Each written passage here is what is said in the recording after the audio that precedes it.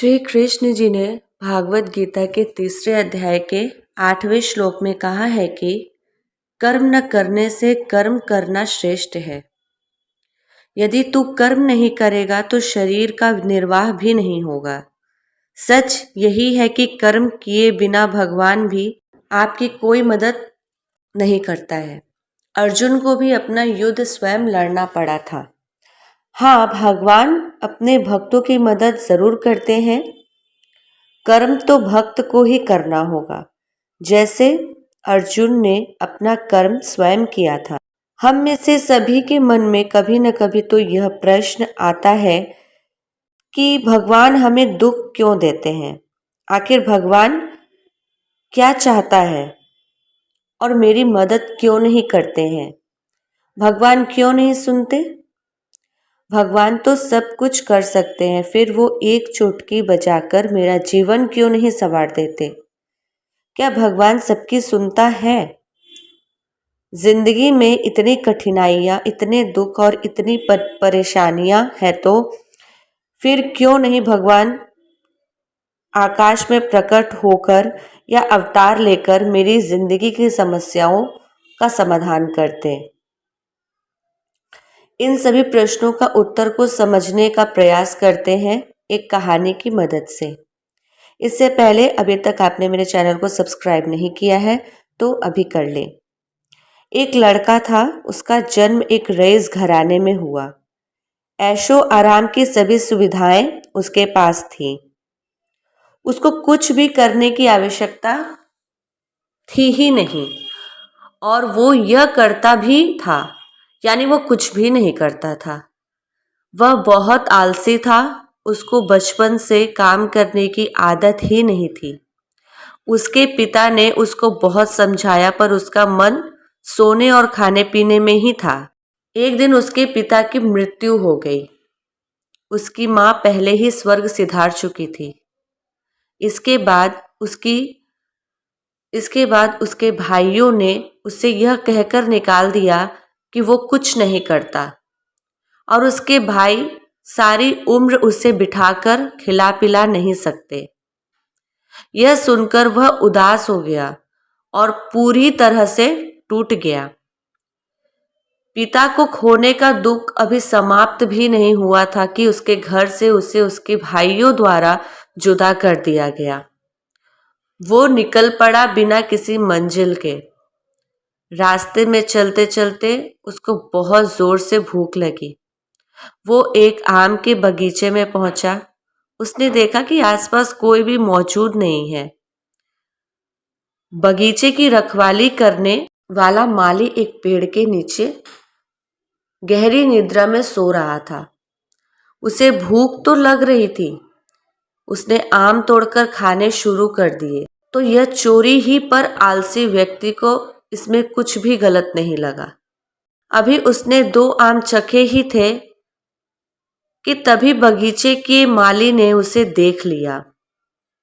माली उसके पीछे डंडा लेकर भागने लगा, और आलसी व्यक्ति ने माली के हाथ में छड़ी देखी तो सब छोड़कर जंगल की तरफ भागने लगा।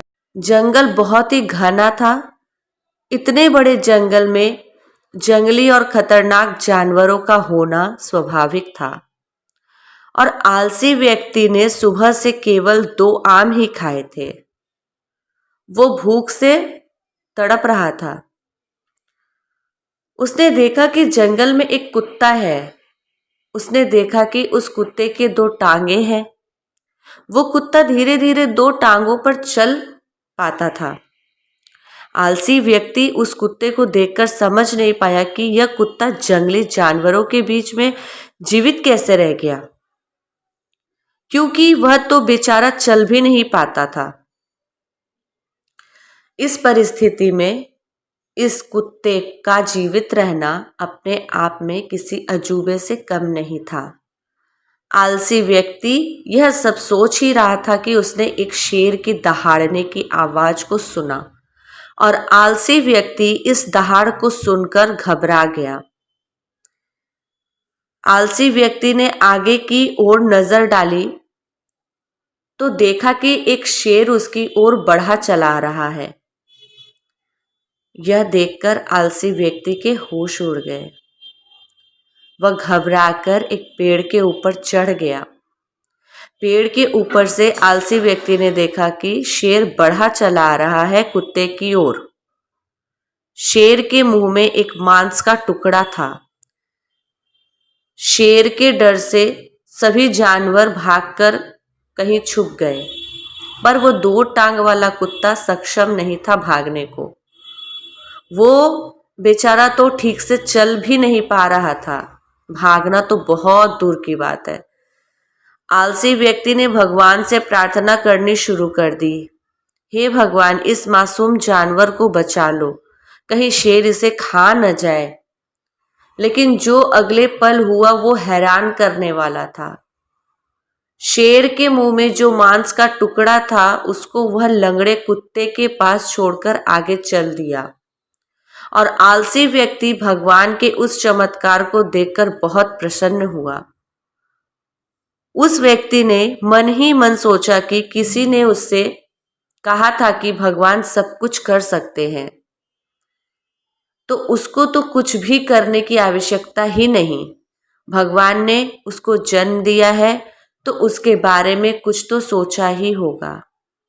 अब उसको लगा उसको बहुत बड़ा ज्ञान प्राप्त हो गया है और वो जा बैठा पेड़ के नीचे इस प्रतीक्षा में कि भगवान उसके लिए भोजन का इंतजाम करेंगे।